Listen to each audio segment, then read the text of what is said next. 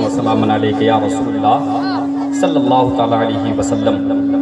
تو اللہ تبارک و تعالیٰ حضرت اسرائیل علیہ السلام جب اس شخص کے اس انسان کے آگے سرہانے کھڑے ہوتے ہیں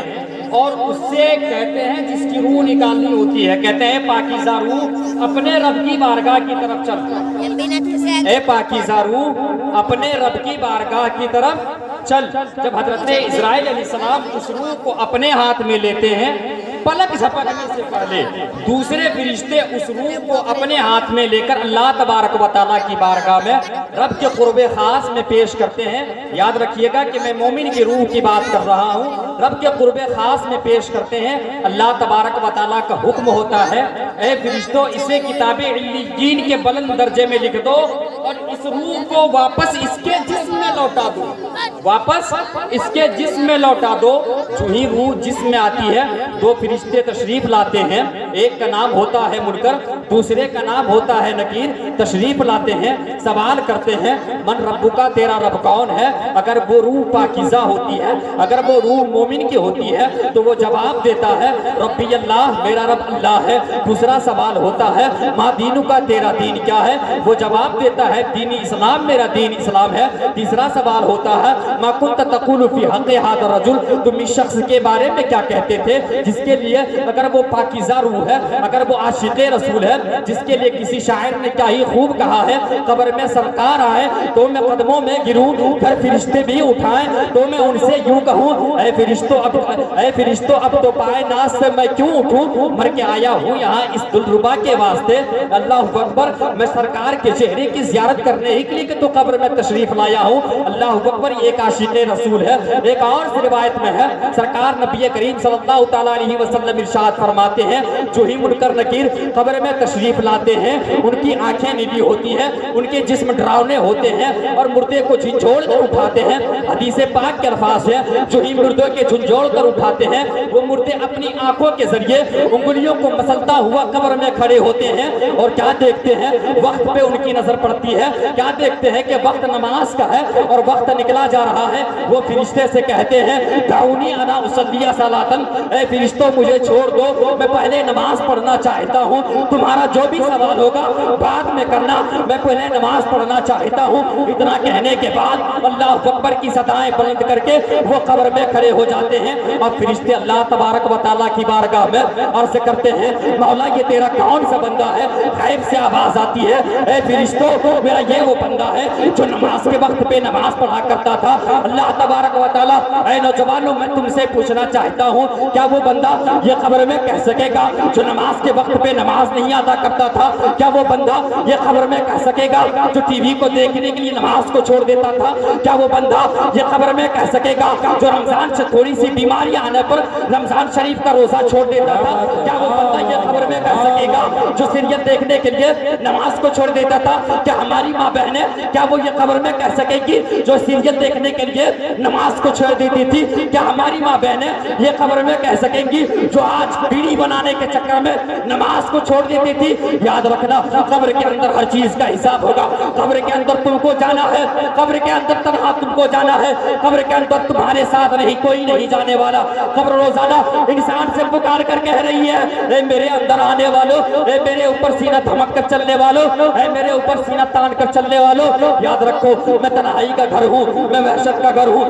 میں کیڑوں مکوڑے کا گھر ہوں، میرے پاس تاریکی ہے، جب آؤ تو روشنی کا انتظام کر کے آنا۔ میرے پاس کیڑے مکوڑے ہیں، جب آؤ تو کیڑے مکوڑے سے حفاظت کا سامان انتظام کر کے آنا۔ آج میں تم سے پوچھنا چاہتا ہوں آج ہم قبر میں جانے کی کیا تیاری کر رہے ہیں؟ آج ہماری مسجدیں ویران ہو چکی ہیں، آج مسجدیں ویران ہیں، اسی لیے آج ان بھگوا دھاریوں کی نظر ہمارے مسجدوں کے اوپر ہے، آج ان پکھنڈیوں کی نظر ہماری خانقاہوں کے اوپر ہے، آج ان ناسس والوں کی نظر ہماری مدارس کے اوپر ہے۔ یاد رکھو ہندوستان کے حالات کیا ہے؟ آج ہندوستان کے حالات یہ ہے کہ آج ہمارے نبی کریم صلی اللہ تعالیٰ علیہ وسلم کی ذات پہ حملے ہو رہے ہیں، آج ہماری قرآن کو مٹانے کی کوشش کی جا رہی ہے، آج ہماری ماں بہنوں کے سروں سے نقاب کو کھینچنے کی کوشش کی جا رہی ہے۔ اگر عوام کے درمیان جا کے کہتی ہے اے عوام آج چلو ہم سنویدھان کا استعمال کرتے ہیں، سنویدھان کے آرٹیکل 15 آرٹیکل 16 آرٹیکل 25 نے ہمیں اجازت دیا ہے، جب تمہارے دھرم پہ بات آئے، جب تمہارے مذہب پہ بات آئے، جب تمہارے پہناوے اڑانے پہ بات آ جائے، جب تمہارے کھانے پینے پہ بات آئے، تو یاد رکھو سنویدھان کے ادھیکار کو انتظار کرو اور اس فاسسٹ حکومت کو، یہ جو بھگواداری حکومتیں ہیں، اسے کوٹ کے اندر لاؤ اور حکومت کے ذریعے اس کے چیلنج کرنے کی کوشش کرو۔ تو یہ جو بچولیے ہوتے ہیں ہمارے درمیان، جو نمائندہ حکومت کے نمائندہ بننے کی کوشش کرتے ہیں، مسلمانوں کو اپنا ووٹ کی جاگیر سمجھتے ہیں، آج مسلمانوں کے درمیان پرتوغلوں کی شکل میں کچھ مسلمان بھائی ہیں، وہ آگے کہتے ہیں ان علماء سے سیاست کے بارے میں نہ پوچھو، ان علماء کو سیاست کے تعلق سے کیا بات ہے، نعرے تکبیر، محبتوں کے ساتھ نعرے تکبیر، نعرے رسالت، مسلک اعلیٰ حضرت خواجہ کا ہندوستان، خواجہ کا ہندوستان، ہندوستان کا سنی مسلمان، نعرے تکبیر۔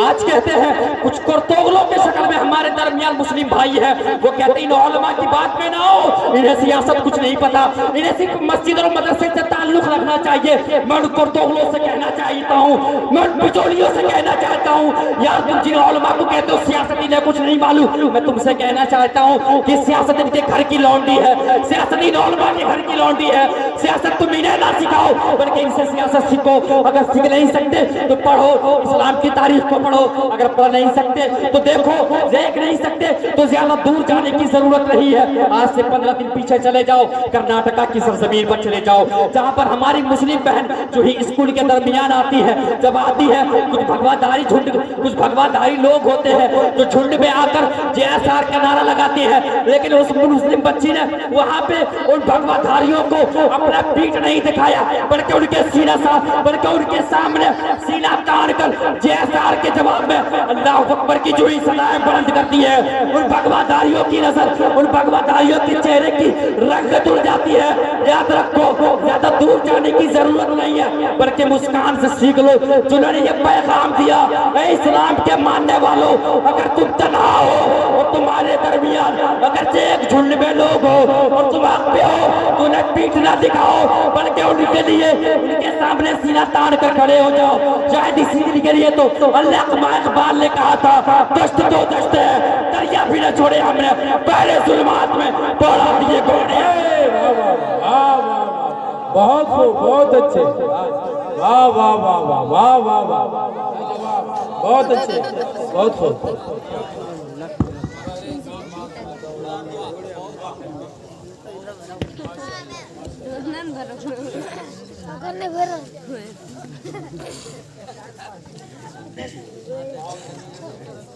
دشت تو دشت ہے، دریا بھی نہ چھوڑے بحر ظلمات میں دوڑا دیے گھوڑے۔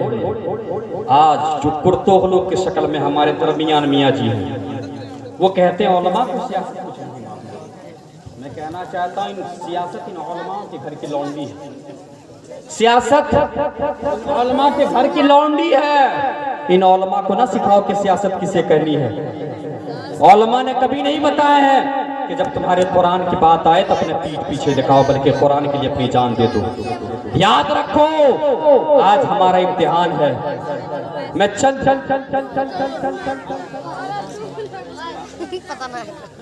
میں آج بتاتا ہوں، اسلام کی تاریخ کو پڑھو، پڑھ نہیں سکتے تو دیکھو، دیکھ نہیں سکتے تو علماء سے پوچھو کہ اسلام کی تاریخ کیا ہے۔ اسلام کی تاریخ کے چند تابندہ نقوش میں آپ کے ذہن کے سامنے رکھوں گا، اس کے بعد میں اپنی گفتگو کو ختم کر دوں گا۔ آئیے میں اسلام کی تاریخ کو آپ کو بتاتا ہوں۔ جب نبی کریم صلی اللہ تعالیٰ علیہ وسلم کوہ صفا پر کھڑے ہو گئے، کھڑے ہونے کے بعد مکہ والوں سے کہتے ہیں، اے مکہ والوں آج یہ بتاؤ کہ آج تو اگر میں کہتا ہوں کہ اس پہاڑ کے پیچھے ایک لشکر ہے جو آ کے تمہارے اوپر حملہ کر دے گی تو تم کیا کہو گے؟ مکہ والے کہتے ہیں یا رسول، مکہ والے کہتے ہیں اے محمد بن عبداللہ، میں نے آج تک آپ کو جھوٹ بولتے ہوئے نہیں پایا ہے، اگر آپ کہیں گے تو یقیناً میں مان لوں گا۔ اب نبی کریم صلی اللہ تعالیٰ علیہ وسلم وسلم کہتے ہیں حق کی آواز کو سنو میں کوئی عام بندہ نہیں ہوں بلکہ اللہ تبارک و تعالیٰ نے مجھے نبی اور رسول بنا کر بھیجا ہے، اللہ نے مجھے ایک دین دیا ہے۔ اتنا کہنے کے بعد جو ہی مکہ والے نے دین کا نام سنا، مکے والے نے حضور کو گالیاں دی۔ وہاں سے تاریخ میں تم کو بتانا چاہتا ہوں، یہ جو کہتے ہیں کہ علماء کو کچھ نہیں معلوم کہ ہم آج تعداد میں کم ہے، حکومت کو کچھ نہیں، حکومت کا کچھ نہیں بگاڑ سکتے، میں کہنا چاہتا ہوں نبی کریم صلی اللہ تعالیٰ علیہ وسلم نے جب اپنے نبوت کا اعلان کیے، نبوت کا اعلان کرنے کے بعد حضور نبی کریم صلی اللہ تعالیٰ علیہ وسلم کو بھی چاہیے تھا کہ آپ کا تنہا تھے، ایک طرف پورے مکہ میں کفار و مشرکین کا دبدبا تھا، آپ کو نبوت کا اعلان نہیں کرنا چاہیے تھا، لیکن نبی کریم صلی اللہ تعالیٰ علیہ وسلم نے اپنی نبوت کا اعلان کر کے اے پیغام دیا، اے میرے ماننے والوں، اے میرے ماننے والوں، اگر تم حق پہ ہو اور تم اگر حق پہ ہو اور تم اگر حق پہ ہو اور تمہارے مخالفین کی تعداد اگرچہ 1000 سے زائد کیوں نہ ہو، مگر اپنا پیٹھ پیچھے مت دکھاؤ، اپنا پیٹھ نہیں دکھاؤ بلکہ اپنی بات کو ڈنڈے کی چوٹ پہ کہو۔ آؤ اسلام کی تاریخ کو قریب سے پڑھو۔ آئیے حضرت عمر بن خطاب کے دور میں حضرت عمر بن خطاب رضی اللہ تعالیٰ عنہ جو ہی ایمان لائے، ایمان لانے کے بعد نبی کریم صلی اللہ تعالیٰ علیہ وسلم کے پاس جاتے ہیں، عرض کرتے ہیں یا رسول اللہ علیہ السلام، آپ نبی سچے، آپ کا خدا سچا،